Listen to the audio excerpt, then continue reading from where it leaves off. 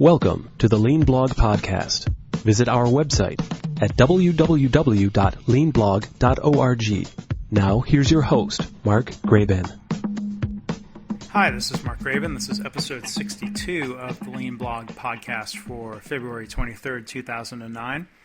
Our guest again today is Dr. John Toussaint from the ThedaCare Center for Healthcare Value. This is part two of a discussion that we started back in episode number 54. And today we're going to focus on some big picture issues related to lean and healthcare, talk about the role of improving quality and cost using lean and other methods, and the role that the ThedaCare Center is playing in trying to help spread practices like this throughout healthcare. So as always, I want to thank you for listening. I want to welcome back to the Lean Blog Podcast our guest, Dr. John Toussaint from the ThedaCare Center for Healthcare Value. Thanks for joining us again. Thank you, Mark.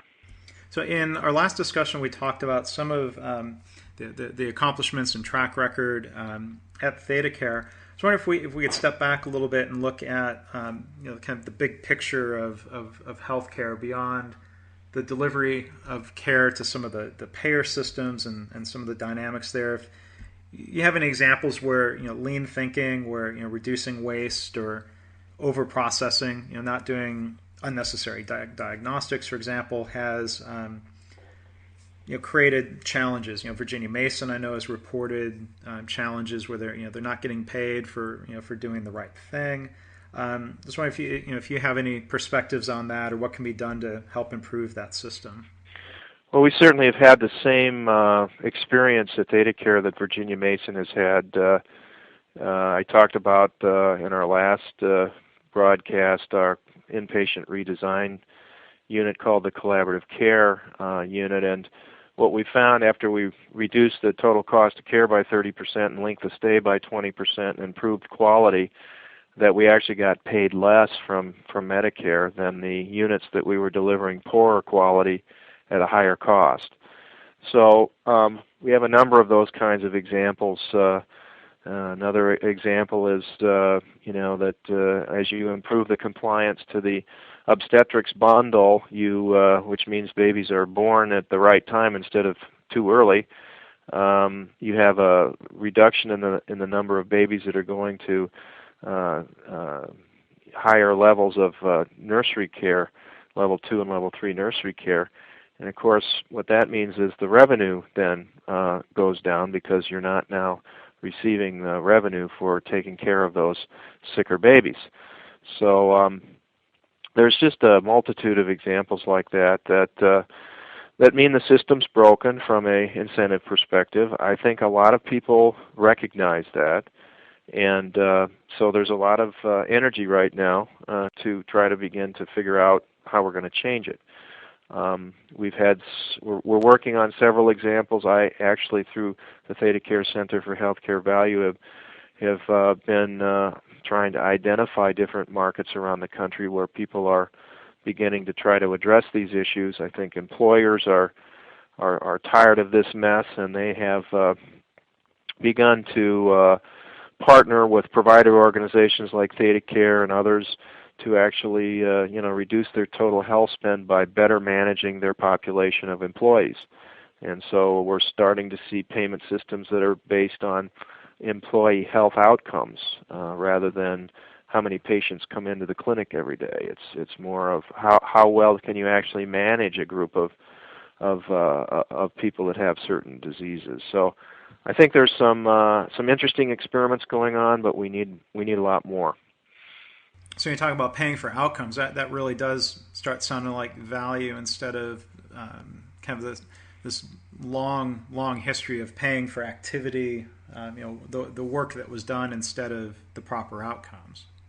Right. Well, we've been paid for sickness care, and we've been paid on a per person basis. So the more people you run through in a sickness care system, the more money you get paid. Well, you can understand why there's overutilization and poor quality, because we're not getting paid for quality. We're only getting paid for how many people we push through the system and how many procedures we do to people, which really doesn't make any sense from the standpoint of health outcomes.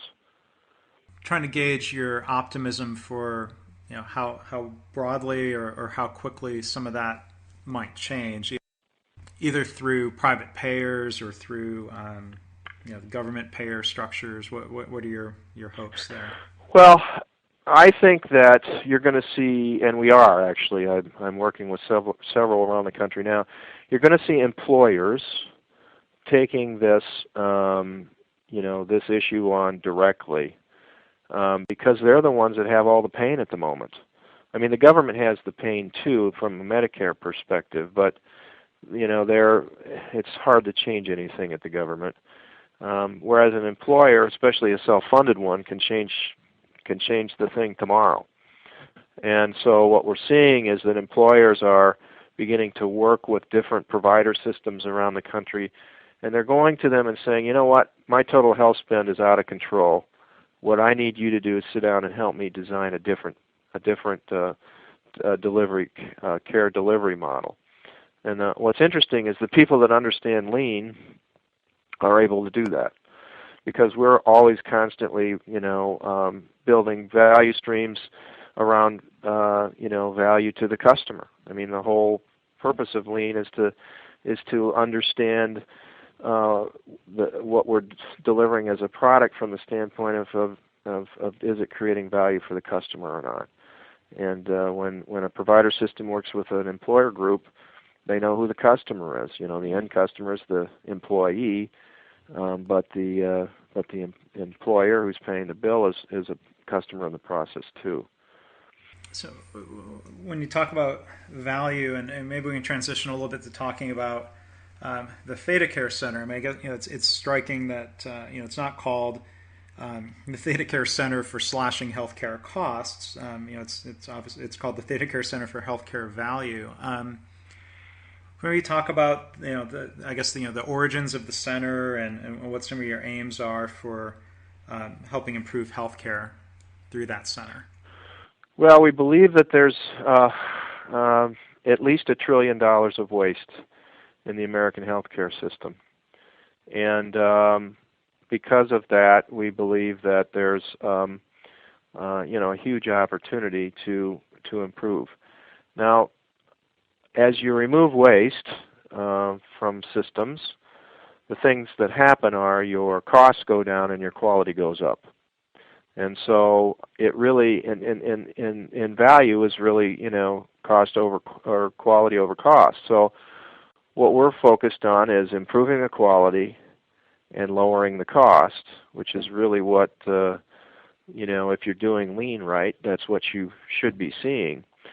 And so we very specifically have focused on value because certainly in my tenure as CEO at ThedaCare, I saw this all the time, that as we took waste out of the as we took waste out of our value streams, we saw improved quality and lower costs. So if we have this cost problem in the U.S., how are we going to get at it? In my opinion, we're only going to get at it if we take the waste out of the system, which will improve health outcomes to customers, which is really the quality side, and reduce the total spend, which is the cost side. Yeah, and I'm sure costs will come down, and the value view here is different than traditional cost cutting or the traditional view where people see trade-offs where better quality must somehow inherently cost more. Is it a big part of the mission of the center and your work to help change perspectives there, that you actually can have better quality and lower costs? Yeah, our goal is to identify examples throughout the country where that's occurring, and then authenticate them and document them. And so I'm working with a number of different folks around the country now to try to prove to people, not just in our little market here in Wisconsin, but in many markets, that these kinds of activities can happen. Now the point is that we've got to have some examples before we can prove to whether it's the folks in Washington or anybody else that what we're talking about is actually possible. Now, we have some examples at ThedaCare. Virginia Mason has some examples. Others on this journey have some examples, and we need to get those documented and out there. So that's one key component of the center. The other components include things like how do we develop a leadership management system for healthcare leaders to implement these a continuous improvement culture. Nobody's teaching that in any business school or any health administration school in the country, but yet that's the whole crux of why we're not able to deliver. So the center is really focused on that leadership management process. It's one of the reasons that we've allowed people to come to ThedaCare regularly to see what's going on and have dialogue about that. And then we're also in the process of doing some publications. There will be a publication on the ThedaCare story, the journey that we've been on, in a book, shortly. So we're working that angle, and then the final thing that which you talked about in the last blog was this network. How do we develop this network that of true practitioners believing in the value proposition and able to use lean to achieve that? And how do we get those folks, in a leadership position that people can learn from them, and that we can all learn from each other? And so that's another significant activity of the center. I would say those are probably the main things at the moment that we're focused on. So going back to identifying and documenting examples, it sounds like some of the audiences for that include the hospitals and the payers. Like you've mentioned talking with payers and employers. You mentioned Washington. I'm curious to maybe have you talk about that a little bit more. We obviously just went through an election cycle. We have a change in administration, and there's been an awful lot of talk on politics. Healthcare maybe wasn't at the forefront the way a lot of people expected. But what do you think the story is for Washington, and what are the avenues to try to change some minds in D.C., and what do you think that'll accomplish? Well, I'm a market guy, okay, so I believe that we and the private sector ought to be figuring this out, and we ought to have our public sector officials take the cue from us as to what are the things that really need to change in order to make this better. I don't think that the answer is to have the federal government tell you how to run your hospital or to employ the people that are going to run the hospital. I mean, that's going to just take us absolutely the opposite direction. So what we've got to do as a group of leaders is come to a conclusion of what things really work, and then we have to create a national platform around what things really work. I think some of us have, some evidence, some data that starts to show what really works, and it's around the methodology and the philosophy and culture of the Toyota production system. So how do we take that, begin to kind of build an agenda around that we can bring to our public officials and say, this is what we would like to see from an incentive perspective. This is what we would like to see from a removing other barriers perspective, and this is what it is that we're going to deliver as the healthcare industry. Because I believe that we have a significant responsibility to set those goals, and to say that if you government do these things, we're going to achieve these particular outcomes. We're the ones that are delivering care, so unless you want the government to take over that component of it, we better change the way we're doing it, because it ain't working. Great. And then I want to also go back and touch on education, leadership education. Agree that's a really important topic across industries when we look at lean. You mentioned the need for that training in MBA and MHA programs. Is there also an opportunity to influence medical education? You mentioned your years in medical school not being taught continuous improvement methods. Is there room for that? Do you think there's going to be changes where more doctors will come out of school having an appreciation for systems and continuous improvement? Well, I must admit this has been probably the most frustrating issue that I have dealt with in the last few years. Whoever the powers that be in medical education certainly aren't transparent, aren't willing to listen to the voice of the customer, and I really don't believe that I'm extremely pessimistic that there's going to be any significant change as it relates to medical education in this country. I say that from my own personal experience and in various academic medical centers.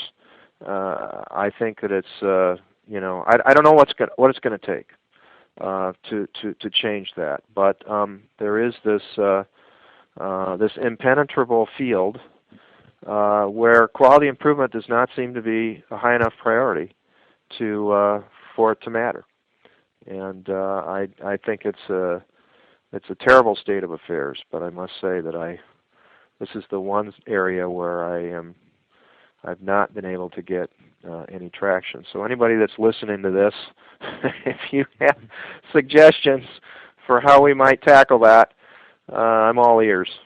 Okay. And to help wrap up here, and speaking of contact, can you tell our listeners about the website for the ThedaCare Center and how they can go about finding you and contacting you if they've got stories and examples to help contribute to the literature and documentation? How can they reach you? Yeah, they can reach me through my website. It's www.createhealthcarevalue.com. And on that website, you will see anything that we've already published. You'll also be able to get links to some other sites that I believe are important. And we'll be building this out over time in terms of the learning centers and all the rest of the stuff that we talked about today. Well, good. I'll be excited to see that website get built out, and we'll certainly look forward to your book being published. What's your?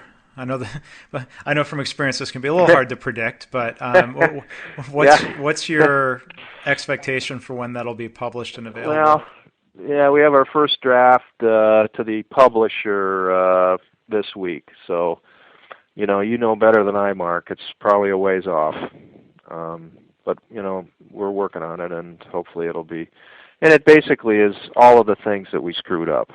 So, if you want to have it in a nutshell, this is what we did wrong. Don't do this. Well, hopefully that'll be out in 2009, and I'm certain that'll be a really helpful contribution, to the lean literature, and I guess keeping in. It sounds like you're living that principle of being open with your problems and using that as the starting point of continuous improvement. That's what continuous improvement is all about. And I would say, to plug your book, I think it's a very good book, and I have a lot of folks that have gotten a lot out of that already. So congratulations to you on putting that together. Okay. Well, thank you. I hope it didn't seem like I was fishing for any of that by mentioning books, but I do appreciate that very much. Well, Dr. John Toussaint from the ThedaCare Center for Healthcare Value, thank you so much for joining us again, and appreciate you sharing your experiences with us. Thanks a lot, Mark. We'll keep moving forward. Agreed. Thanks a lot. Thanks for listening. This has been the Lean Blog Podcast. For lean news and commentary updated daily, visit www.leanblog.org. If you have any questions or comments about this podcast, email Mark at leanpodcast@gmail.com.